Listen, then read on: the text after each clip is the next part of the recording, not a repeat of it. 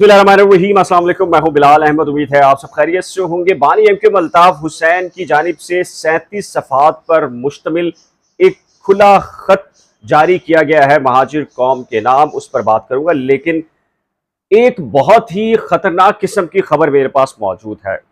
MQM ने दो अहम तरीन फैसले किए हैं, लेकिन सबसे पहले मैं आपको बताता हूं कि यह खतरनाक खबर क्या है, खासकर कराची और जो शहरी सिंध है उनके लिए कौन सी खतरनाक चीज़ है।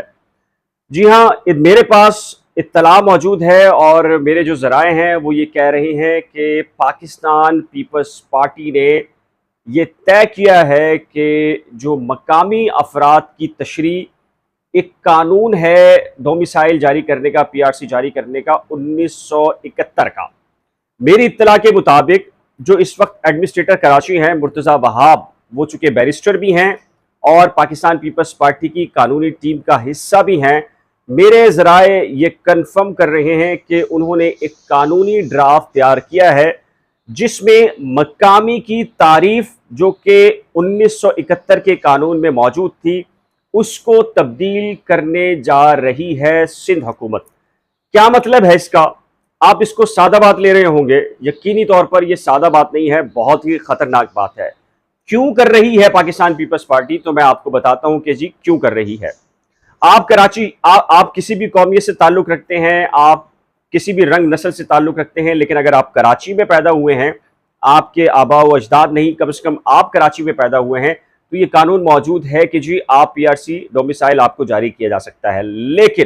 लेकिन चूंकि पाकिस्तान पीपल्स पार्टी ये तय कर चुकी है कि उन्होंने दही कोटे के अफराद को भी शहरी कोटे पर मुसल्लत करना है, और आईबीएस सक्खर का मामला आपके इल्म में है, सारी की सारी सिचुएशन। तो उसके बाद पीपल्स पार्टी ने यह फैसला किया है कि जो 1971 का ये कानून है इसमें मकामी अफराद की तशरीह को तब्दील कर दिया जाए, एक नई तशरीह की जाए। वो नई तशरीह क्या होगी मैं आपको बता देता हूं जी। नई तशरीह क्या होगी?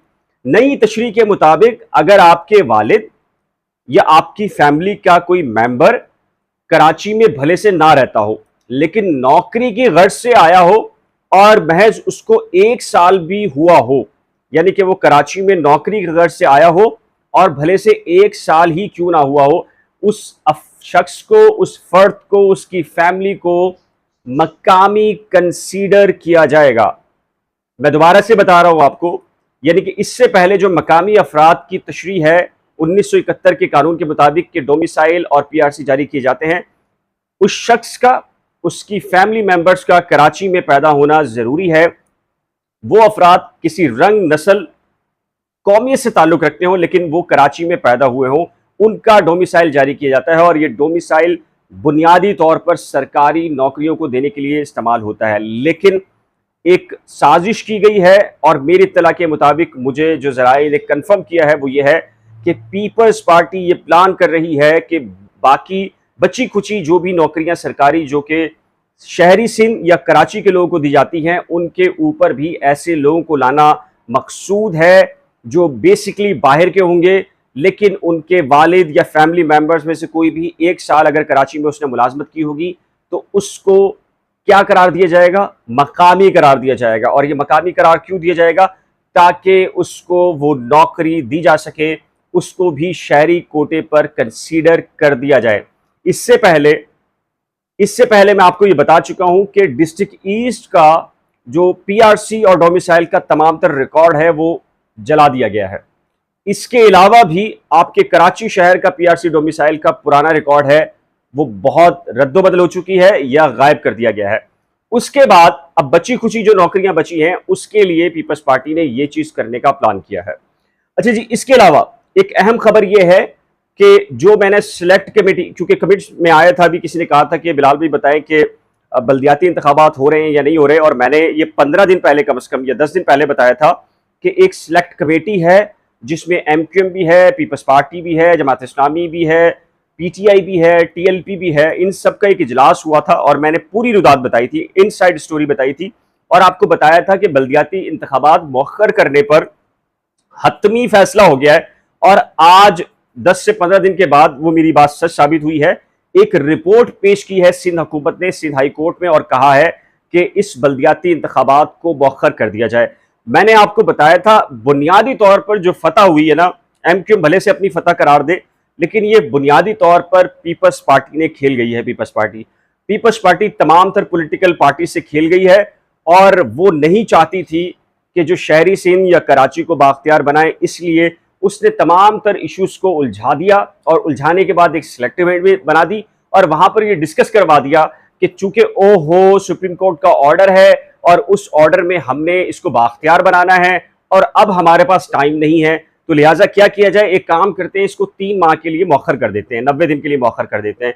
90 दिन के बाद क्या होगा, आम इंतखाबात की तरफ जाता है मुल्क, निगरान हुकूमत की तरफ जाता है, मामला खत्म हो जाएगा। इसीलिए पाकिस्तान पीपल्स पार्टी ने यह पूरा प्लान किया और इसकी फाते एमक्यूएम नहीं है, कोई पॉलिटिकल पार्टी नहीं है। जमात इस्लामी के सैयद अब्दुल रशीद थे, तो उनका यह कहना था कि आप बल्दियाती इंतखाबात खुदारा करा दें, इसको बाख्तियार बाद में बनाते रहिएगा, क्योंकि उनका यह कहना है कि अगर अब बल्दियाती इंतखाबात नहीं हुए तो कभी नहीं होंगे। तो ये इत्तला है जी कि बल्दियाती इंतखाबात के हवाले से एमक्यूएम ने इलेक्शन कमीशन का प्रोसेस जो है उसको भी चैलेंज कर दिया है। अब एमक्यूएम ये वाला मकासद भी हासिल कर रही है। अच्छा जी, NA 240 के हवाले से जो बानी एमक्यूएम ने 37 सफ़ात पर मुश्तमिल नया पैगाम जारी किया है, उसमें उन्होंने एक बार फिर महाजिर कौम उर्दू बोलने वालों से ये कहा है कि वो तमाम तर जो इलेक्शन का प्रोसेस है और वोटिंग का अमल है उसका मुकम्मल तौर पर बाइकआउट करें। एक राय ये आ रही थी और कुछ लोग ये कह रहे थे कि ऐन मुमकिन है कि जी एमक्यूएम लंदन की जानिब से ये काम किया जाए कि चूंकि एमक्यूएम पाकिस्तान के वजूद को वो तस्लीम नहीं करते, तो लिहाजा खामोशी से ऐलान करें और जो उनके सपोर्टर हैं या हामी हैं उनसे कहें कि वो PTI को वोट डाल दें कि या किसी थर्ड पार्टी को वोट डाल दें और एमक्यूएम को जो है वो शिकस्त हो जाए, ताकि एमक्यूएम पाकिस्तान है वो सीट हार जाए और जो एमक्यूएम लंदन का है मौकफ हो कि जी एमक्यूएम पाकिस्तान का वजूद एग्जिस्ट नहीं करता, तो वो बयानिया जो है उनका दुरुस्त मालूम हो जाए। तो मेरे पास इत्तला ये मौजूद है कि एमक्यूएम लंदन ने यह तय किया है कि नहीं, ऐसा नहीं होगा, बल्कि हम इस पूरे प्रोसेस ही को बाइकाट करेंगे। और इसकी एक और वजह भी है, और वो ये वजह है कि ऑलरेडी आपके इल्म है कि ज़िमनी इलेक्शन के अंदर इंतहाई जो वोट बैंक होता है उसके शरह जो होती है बहुत कम होती है। तो इस तरीके से वैसे ही लोगों ने कम निकलना है और फिर अब ये 37 सफ़ात बहुत तवील किस्म का खत है। और मैं आपको पहले ब्रेकिंग खबर दे चुका हूं कि लांडी कुरंगी की खवातीन भी सामने आई हैं, उन्होंने बैनर उठा के मुजाहरा किया है और जो बानी एमक्यूएम की जानिब से कहा गया था कि लांडी और कुरंगी इलेक्शन का बाइकाट किया जाए NA 240 का, इस सिलसिले में एक प्रोटेस्ट हो गया है। कराची प्रेस क्लब पर मुमकिन नहीं था क्योंकि वहाँ लॉ इन्फोर्समेंट के एजेंसीज के जो इदारे थे वो सबसे ज़्यादा मुतहर्रिक थे और बहुत दूर दराज कॉर्डन ऑफ किया हुआ था, तो वहाँ पर कोई नहीं पहुँच सका था। लेकिन अब लांडी कुरंगी के अंदर ये प्रोटेस्ट हो चुका है और उसके बाद अब जो अल्ताफ हुसैन की जानिब से एक खत भी 37 सफ़ात पर मुश्तमिल जारी कर दिया गया है। ये ताज़ा तरीन अपडेट्स हैं। इस सिलसिले में आपकी क्या राय है? अपनी कीमती राय का इजहार नीचे दिए गए कमेंट सेक्शन में जरूर तरह कीजिएगा। एक नए व्लॉग के साथ जल्द मिलेंगे, लेकिन उससे पहले रिक्वेस्ट है कि अगर आपने मेरे YouTube चैनल को अभी तक सब्सक्राइब नहीं किया तो बराए करम सब्सक्राइब, वीडियो शेयर, लाइक और बेल आइकन को लाजिम प्रेस कीजिएगा। अल्लाह हाफिज़।